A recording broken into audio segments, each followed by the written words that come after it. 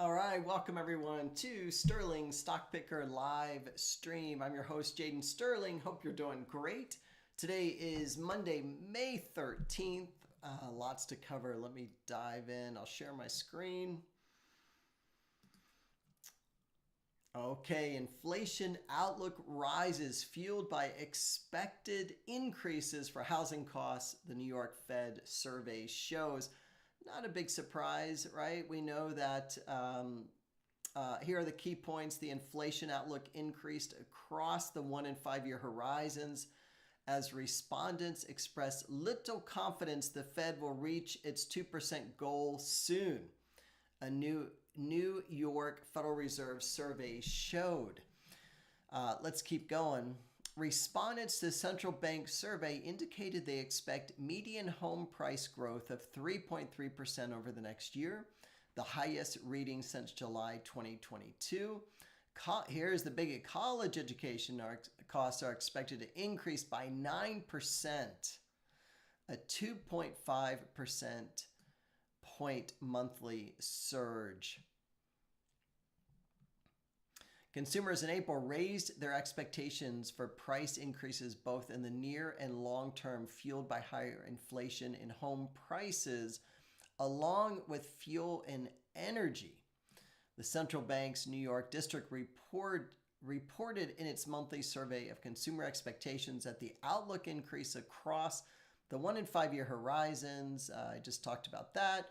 On a 1 year basis, the expectation increased to 3.3, up 0.3 percentage points from March, and the highest since November 2023. For the 5 year outlook, the expectation rose. However, for the 3 year, it fell to 2.8%, down 0.1 percentage point. So very minimal. The results mirror the University of Michigan sentiment survey released Friday that showed the 1 year outlook for May at 3.5%, also up 0.3 percentage points, while the 5 year outlook nudged higher to 3.1. Interesting further news in this headline: inflation is slowing. Here's why prices still aren't going down. You know, that probably says it all right there, that there's a narrative going on about inflation slowing, but prices are maintaining and or going higher. So it's just interesting that there's mixed messages. We're constantly receiving mixed messages by the news outlets, by CNBC, by the Fed. It's very challenging to negotiate this and try to figure out. But I've got some ideas for you today. A couple things that I want to talk about today. And U.S. foreclosure activity increases quarterly in the first quarter of 2024. So, you know, this is the reality, right? Out of Irvine, this source, ATTOM, a leading curator of land, property, and real estate data, today released its first quarter 2024 U.S. foreclosure market report, which shows a total of 95,349 U.S. properties with their foreclosure filings during the first quarter, up 3% from the previous quarter, but down less than 1% from a year ago. So, you know, there's so many people, a lot of YouTubers and analysts and things of that nature talking about how horrible foreclosures are. These are, to me, it sounds very minimal, less than 1% from a year ago. I mean, when you look at data from like 2007, 2008, we're not anywhere close to those levels. So I think a lot of this is fear mongering, getting people. I don't know. I don't know really what the end game is of you know, overstating or overstating the fear levels. Yeah, okay, they ticked up slightly, but they're down year over year by a percentage point, which is not huge, but hey, at least they're dropping. They're certainly not going up when you compare year over year. But in the most recent quarter, it's up 3%. So granted, they are rising, but slightly.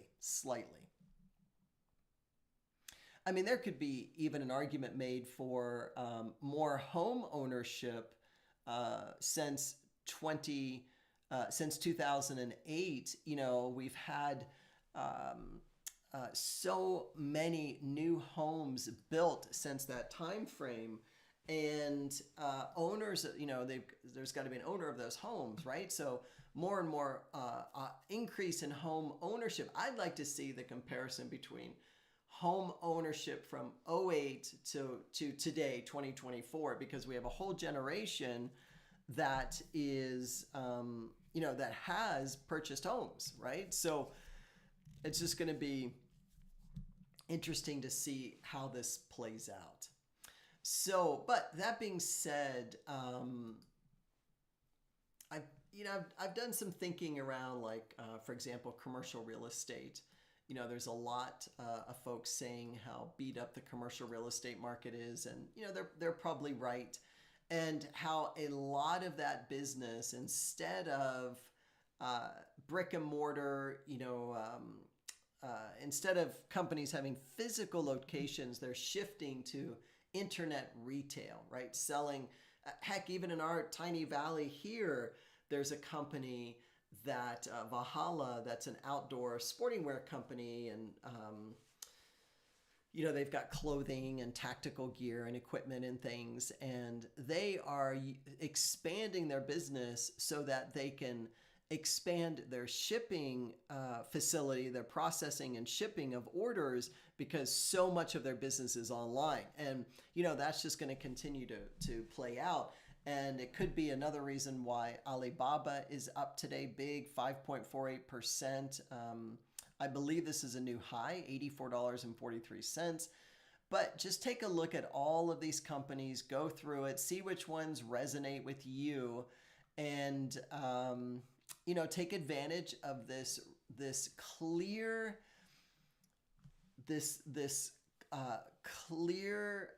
economic. I don't even think we can call it a cycle. I think we need to call it what it is, which is a permanent way of staying in business, right? Having some type of online retail component. So you can look at shipping companies, you can look at credit card processing companies, right? PayPal would be one, Stripe, Square, which is Block Inc., right? Look at some of those and just see, you know, what really resonates with you in this space. But I think this space here is here to stay and going to get even stronger over the next few years. Want to point out Netflix just broke out recently above its 50-day moving average. So we've got a nice movement here, green arrow. We got a threading up on May 3rd, and really poised to go to the next level here. So stock is at 616 today. MFI is still in the sweet spot of 63. I'm liking Netflix here. You know, their numbers were fantastic. Their most recent numbers, that is, and yet they said, hey, we're going to just post revenue and numbers slightly differently going forward at the end of this year, 2024, and the market didn't really care for that. So it got a haircut of, I believe, almost 12, maybe 15% during that time, dropped down recently to 555 was the low. MFI hit a low point here of 16, and ever since then it's had this really nice bounce back, and it looks like it's poised to go higher. So check that out. Want to bring to your attention, we've spent a lot of time working in our learning portal. This is where we've put all of our course information up in this learning portal. You know, I'm a creator, I create courses, and all of these are here. I think I have 18 courses up here. So pretty soon you're going to be able to take these 4 questionnaires. We've loaded it with your personal financial wellness profile. In order to get a specific profile for you, you just have to click through. These won't take long. They're 10 questions each, and we're going to get a feel for your financial confidence, for the level of your financial stress, for your ability to take risk, And you're going to share your 30-day goal. And then from that, you're going to get a customized solution for you based on our recommendations. And then we've gamified this. We have a personal progress tracker where it's going to show, your status of the courses, what percent complete you are in the courses. And this is where the courses will pop up in this section here, right in this area here. And I'm going to be live streaming this is a lot of, for our B2B customers. But please feel free to take advantage of this, just answering questions, that kind of thing. The courses will pop up for you after you complete all of these surveys. There will be 4. And again, we're going to launch it this week, the week of May 13th. The courses will pop up for you. And then you'll have access to Finley. Finley's cool. He's our on-demand financial coach. Finley knows all of our course information. So he is an AI guy, and he has been schooled in all of our courses. So anything he recommends will be based on the courses that you're taking or could potentially take. And I think you're going to really enjoy. We've been spending a lot of time on developing this part of the software. So we're super happy to hear feedback from you. And I'd like to say, if you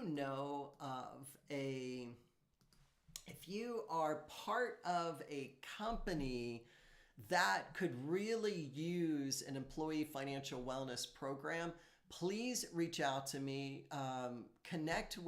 If you connect with someone, if you can put me in touch with someone in HR or higher up the corporate ladder who can make a decision as to whether or not to bring on a financial wellness piece for your company, we will give you a 10% referral fee. So any revenue that's generated from that affiliation, from that recommendation, we are happy to pay.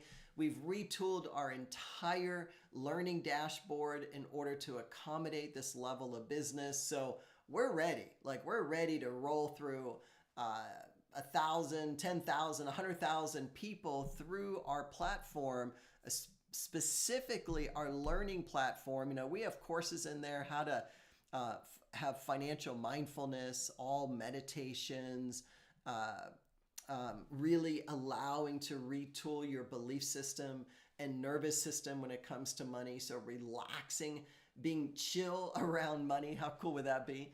How to eliminate debt. We've got worksheets. We've spent so much time and energy developing this. It's been almost a year that Don has been working on the back end of this. And I've been putting content together for the last 12 years for this platform. So we're super excited. This is going to be next level stuff. So I will email when this is available, and then you can go in for free, take all these surveys, and then get a feel for your level of financial confidence, how much financial stress you have, your level of risk that you can handle, and your 30-day goal. So we're excited to introduce this to you. We thank you so much for your support, and we'll let you know when it is live. And lastly, I talked about a way to combat this uncertainty in the market, high interest rates, these CPI numbers. Look at this property and casualty industry. These returns are incredible. Root Inc. up 5. Root has been on our stock rocket list throughout the last year. But just go through Progressive Corporation. This is 2024. This year returns so far. Just doing really, really well, this whole industry. So check that out. Property and casualty companies, take a look at these companies. I believe these have to have a place in your portfolio. And really important, I want to share, I've been talking to a lot of people lately, and I talked to someone just last week, who had been their entire adult life. They've worked for one company and they've contributed to a 401k, and they've actually built a sizable, like nearly $200,000 in this 401k. And they had a friend look at their investments, and this friend did not know what they were doing and put them in almost, I don't know, 25 different mutual funds, like everything from bond funds to like crazy international funds, small cap, mid cap, large growth, value. I mean, it's across the board, and it was craziness. And the more I looked at that, you know, I said, we got to clean this up for you, because you have shot yourself in the foot unknowingly. Your friend was thinking they were helping you when in actuality, they are absolutely hurting your portfolio, because you're all over the place in thousands and thousands of different investments. Remember, each mutual fund has anywhere from 100 to nearly 200 stocks in those mutual funds. So when you have a portfolio like that all over the place, you are really doing yourself a huge disservice. You will never experience any type of decent returns if your investments are in 20 or 30 different mutual funds. If you fall under that category, reach out to me. I am doing portfolio reviews for folks. Normally they're $888. I'm offering them half price, $444, 50% off right now for a super short time. I just have this window of opportunity where I can do these. And I want to help, because I can't stand to see people mismanaging their finances like this with these ridiculous mutual funds all over the board, bond funds, and it is just crazy what I saw. But it's not uncommon. I think this is very common. If you really don't know what you're doing, you would follow the industry practice of diversification, right? And thinking, well, if I'm in all these different funds, I'll be fine. But the alarming aspect is the underperformance, especially in this equity market where things are rocking, right? Clipping along. So anyway, I hope you have a fantastic week. Check out our learning portal. You're going to be able to go there shortly. I will send out an email when this is up and live.